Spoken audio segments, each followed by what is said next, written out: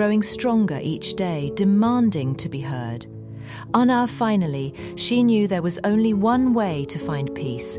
The question had to be asked, in person, face to face, the way the preacher had insisted. The journey back to Ogun State felt longer than usual.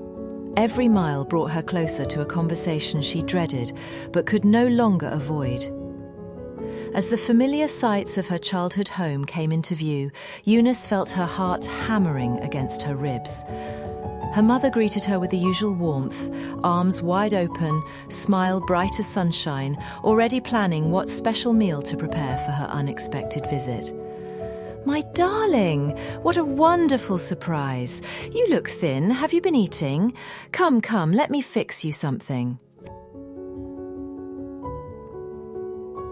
But Eunice couldn't pretend. Not this time. Not with those words burning in her chest. "Mama," she interrupted, her voice shakier than she intended. "We need to talk." Something in her tone made her mother pause. The cheerful bustle stopped.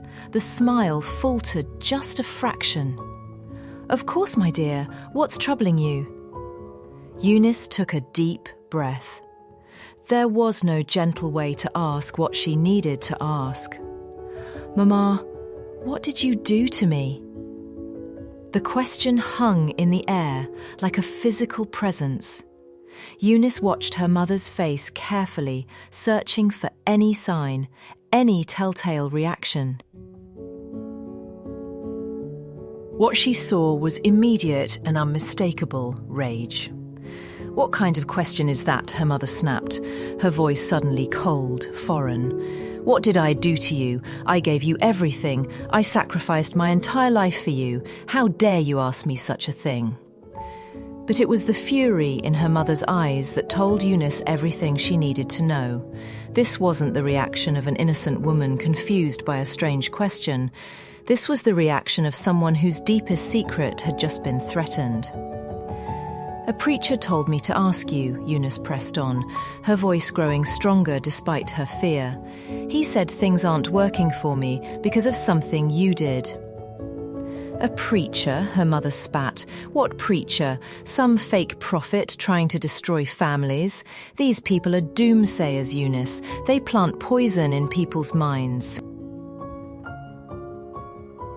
The defensive anger, the immediate dismissal, the way her mother paced around the room like a caged animal.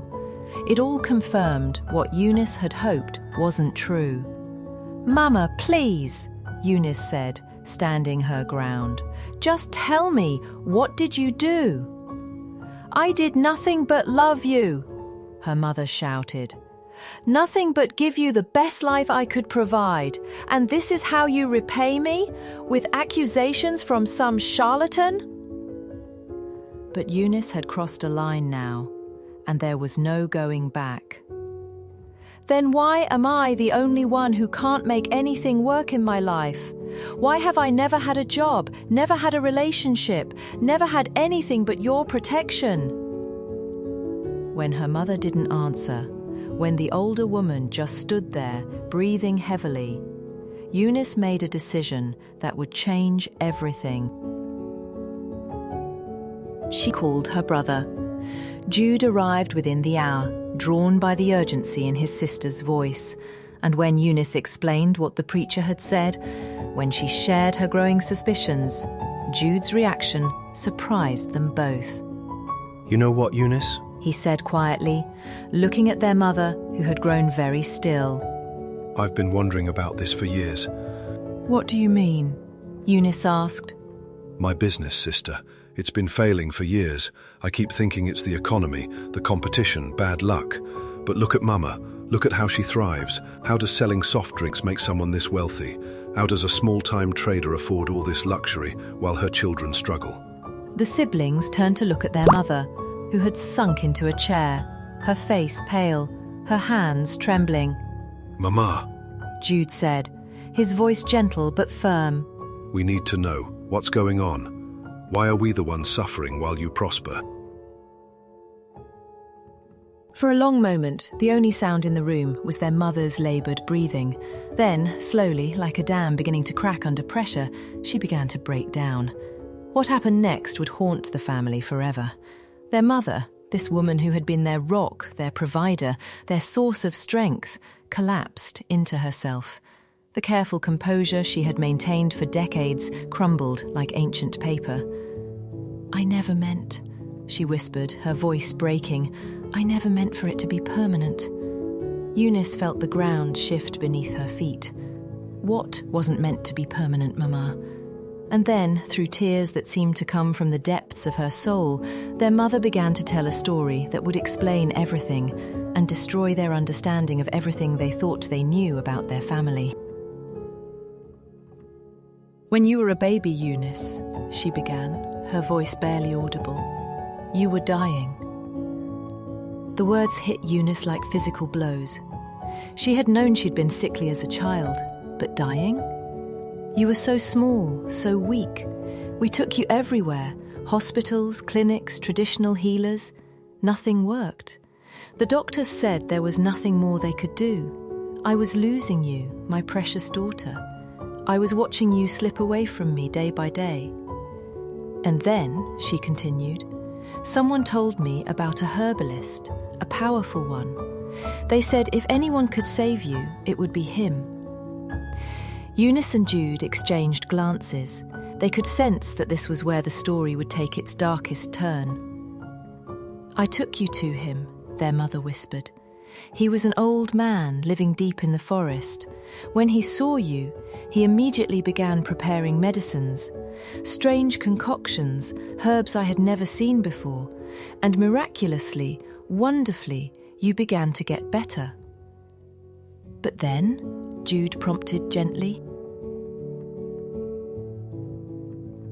Their mother was crying openly now, 38 years of guilt pouring out of her.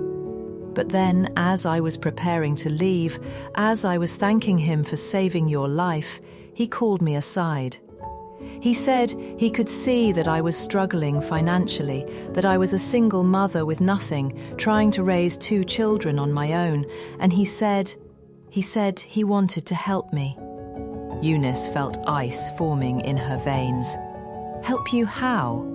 "He said he had seen your star, Eunice. He said you were born to be wealthy, successful, a woman of great influence and power, but he said you didn't need that star as a baby. He said I needed it more. He offered to transfer your star to me, your destiny, your fortune, your success, all of it. He said it would make me wealthy, able to provide for my children properly, and when you were old enough, when you came of age, I could bring you back and he would transfer your star back to you." The silence in the room was deafening. "You said yes," Eunice whispered, and it wasn't a question. "I said yes," their mother confirmed, her voice broken. I thought I was buying time. I thought I was saving us all. You were healthy, I would have money to take care of you both, and when you were 15 or 16, everything would go back to the way it was supposed to be." "What happened during this transfer?" Jude asked, though he seemed afraid to hear the answer. Their mother's eyes took on a distant, haunted quality as she remembered that night decades ago. "He made me bring you back 3 days later.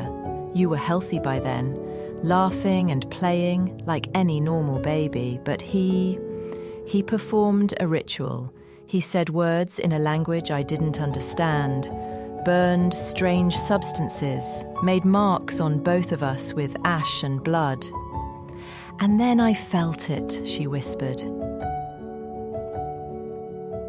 "Like lightning moving through my body, like something powerful and bright, flowing from you into me. And you became very quiet, very still, not sick, but different, like a light had gone out inside you." Eunice was staring at her mother as if seeing her for the first time. "You stole my life," she whispered. "I borrowed it," their mother cried. "I was going to give it back. But then what?" Jude demanded. And here came the final, devastating blow. But then the herbalist died. When Eunice was only 14, I went back to return her star to her, just as we had agreed. But the village told me he had passed away 2 years before, and with him died the knowledge of how to reverse what we had done. The truth hung in the air like a toxic cloud. For 38 years, Eunice had been living with only the shadow of her destiny, while her mother thrived on the light that should have been hers. Every job interview that ended in inexplicable rejection, every man who looked at her with interest, only to turn away as if warned by some invisible force. Every opportunity that seemed within reach, only to slip through her fingers like smoke. It had all been because she was living a borrowed life, existing on the scraps of someone else's star, while her own destiny enriched the woman who had given birth to her. "All these years," Eunice said, her voice eerily calm, "all these years you watched me struggle, you watched me fail, you watched me cry and despair and blame myself for being cursed, and you knew exactly why." "I tried to make up for it," their mother pleaded. "I gave you everything I could, the best clothes, the best food.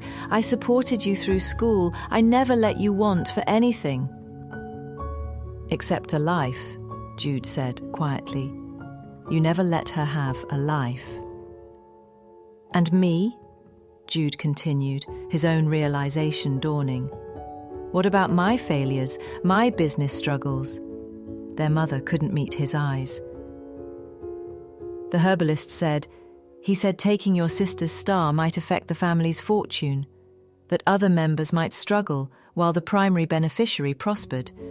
But he said it would only be temporary." "Temporary," Jude repeated bitterly. 24 years of failure, and you call it temporary." Eunice stood up, slowly, mechanically, like someone in a trance. "I need air," she said simply, and walked out of the house. Outside, under the same sky that had watched over her cursed existence for nearly 4 decades, Eunice tried to process the impossible truth. She thought about all the prayers that had gone unanswered because they were praying against something that couldn't be broken by prayer alone. She thought about all the fasting, the vigils, the spiritual battles she had fought against an enemy that lived in her own home. She thought about her mother's face every time she came home with news of another rejection, another failure. The comfort that had seemed so genuine, the encouragement that had felt so real. How many times had her mother held her while she cried about her empty life, knowing all along that she was the architect of that emptiness? When she finally returned to the house, she found her mother and brother exactly where she had left them. Her mother was still crying, but quieter now, as if her tears had finally begun to run dry. "What happens now?" Eunice asked, her voice strangely flat. "I don't know," her mother whispered. "I've searched for years for someone who could undo what was done, but the knowledge died with him.